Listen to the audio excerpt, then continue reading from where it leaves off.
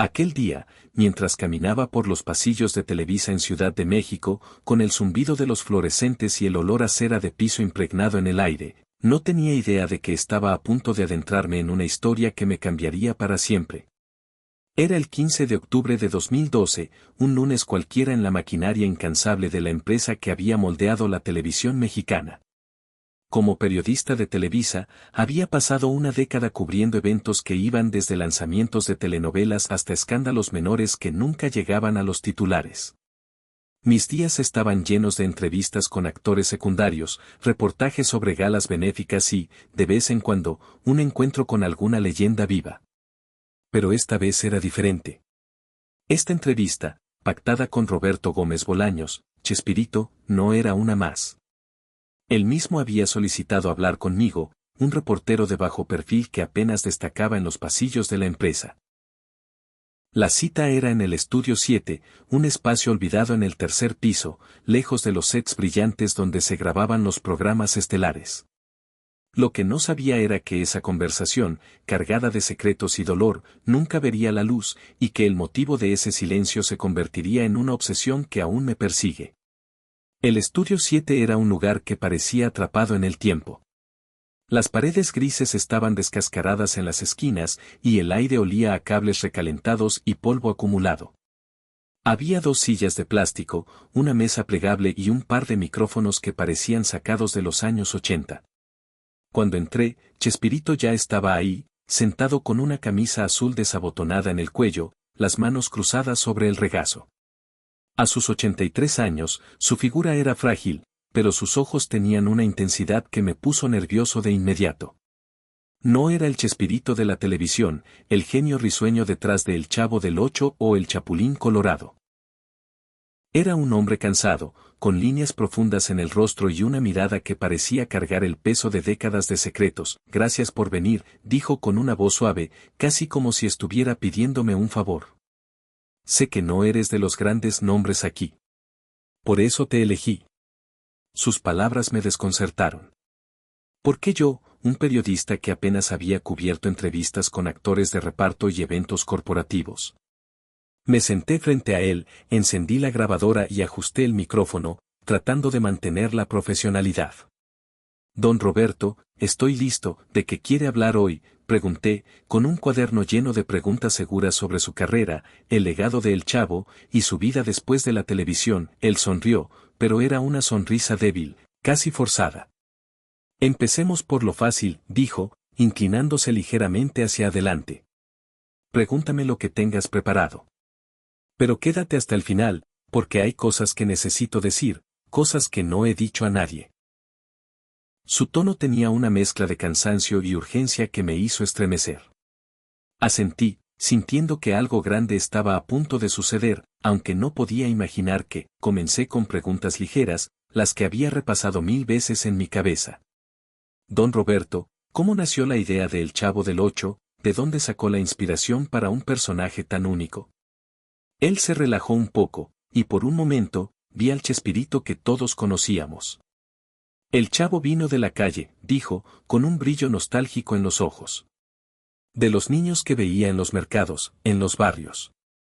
Quería contar su historia, pero con risa, con esperanza. Habló de cómo el personaje del Chavo, un niño pobre que vivía en un barril, era una forma de mostrar la resiliencia de los más vulnerables. Nunca quise que fuera solo comedia, explicó. Quería que la gente viera el corazón detrás de la risa. Me dejé llevar por su entusiasmo, anotando cada palabra. Pregunté sobre el elenco, sobre los días dorados del programa en los 70. Chespirito se iluminó al hablar de Ramón Valdés, el don Ramón de la vecindad. Ramón era un alma libre, dijo, riendo suavemente. Improvisaba cosas que no estaban en el guión, y yo lo dejaba porque era brillante. A veces, me hacía reír tanto que olvidaba mi línea. Habló de María Antonieta de las Nieves, la Chilindrina, y de cómo su energía infantil era contagiosa, aunque a veces chocaba con otros en el set. María tenía un carácter fuerte, admitió. No siempre se llevaba bien con todos, pero su talento era innegable. Cuando mencioné a Carlos Villagrán, Kiko, su expresión cambió ligeramente. Carlos era como un hijo para mí, dijo, pero había una sombra en su voz. Tuvimos diferencias, pero nunca dejé de quererlo. Hizo una pausa, como si estuviera recordando algo doloroso. El éxito de El Chavo nos unió, pero también nos separó. Había celos, tensiones. No todo era tan perfecto como parecía en la pantalla. El ambiente en el estudio comenzaba a sentirse más denso. Las luces parecían parpadear ligeramente, y el zumbido de la grabadora era el único sonido constante. Decidí avanzar con otra pregunta. ¿Y Florinda Mesa, cómo fue trabajar con ella, tanto en el set como en su vida personal? Fue como si hubiera tocado un cable expuesto. Chespirito se tensó, sus manos apretaron el borde de la silla, y su mirada se desvió hacia el suelo. Florinda, ella era el pilar del programa, dijo lentamente. Tenía una visión clara, una fuerza que mantenía todo en orden. Pero no siempre era fácil. ¿Qué quiere decir?, insistí, sintiendo que estaba entrando en terreno delicado. Él respiró hondo, como si estuviera buscando las palabras. Florinda es complicada, dijo finalmente. Ella quería que todo fuera perfecto, no solo en el set, sino en la vida. Y a veces, esa perfección tenía un costo. No dijo más, y yo no quise presionar. Había algo en su tono, una mezcla de cariño y dolor, que me hizo retroceder. Cambié de tema, preguntando sobre las giras internacionales de El Chavo, las reacciones de los fans en países como Brasil o Argentina. Él respondió, pero sus palabras eran más cortas, como si su mente estuviera en otra parte. A medida que la entrevista avanzaba, Chespirito comenzó a hablar de Televisa, y su tono cambió de nuevo. No todo era tan simple como parecía, dijo, mirando el micrófono como si temiera que alguien más estuviera escuchando. El Chavo era una máquina de dinero, pero también una responsabilidad. Televisa controlaba todo, los guiones, los horarios, hasta nuestras vidas. Había cosas que no podía decir, cosas que me pedían callar. Sus palabras eran vagas, pero había una urgencia en ellas que me puso alerta. ¿Qué tipo de cosas?, pregunté, inclinándome hacia adelante. Él me miró, y por primera vez, vi miedo en sus ojos. Cosas que podían cambiar la forma en que la gente veía el programa, respondió. Cosas sobre mí, sobre mi familia, sobre cómo funcionaba todo detrás de escena. Hizo una pausa, y el silencio en el estudio era casi insoportable. Televisa no es solo una empresa, continuó, bajando la voz. Es un sistema. Y cuando eres parte de él, hay reglas que no puedes romper. El aire se sentía más pesado, como si las paredes del estudio estuvieran cerrándose sobre nosotros. Intenté aligerar el momento, preguntándole sobre el impacto de El Chavo en los niños, sobre cómo se sentía al saber que su trabajo seguía vivo en reposiciones y DVD. Él sonrió, pero era una sonrisa triste. Me alegra que los niños sigan riendo, dijo. Pero a veces me pregunto si valió la pena el costo personal. Esa palabra, costo, se quedó flotando en el aire, y supe que estaba acercándome a algo grande. ¿Qué costo, don Roberto?, pregunté, mi instinto de periodista encendido. Él suspiró, y sus ojos se llenaron de lágrimas. He cargado con cosas que nadie sabe, dijo, su voz temblando. Cosas que me han comido por dentro durante años. Quiero contarte algo, pero tienes que prometerme que no lo sacarás al aire hasta que yo esté listo. O hasta que ya no esté aquí. Su mirada era suplicante, y sentí un nudo en el estómago. Asentí, sin saber si podría cumplir esa promesa. Chespirito respiró hondo, como si estuviera juntando todo el valor que le quedaba. La entrevista había durado casi 2 horas, y el ambiente en el estudio era ahora opresivo, como si los secretos que estaba a punto de revelar estuvieran presionando las paredes. Televisa sabía cosas, comenzó, su voz apenas un susurro. No todo, pero sabían que mi vida personal no era lo que mostrábamos. Y usaron eso para mantenerme en línea. El Chavo no era solo un programa, era una herramienta. Parte de las ganancias iba a lugares que no aparecían en los libros oficiales. Caridades, sí, pero no las que publicaban en los comunicados. Había una organización, Fundación Sol, que recibía millones, supuestamente para ayudar a niños pobres. Pero yo vi cosas, documentos, nombres que no cuadraban. Cuando pregunté, me advirtieron que no indagara. Mi corazón latía con fuerza. ¿Una conspiración en Televisa?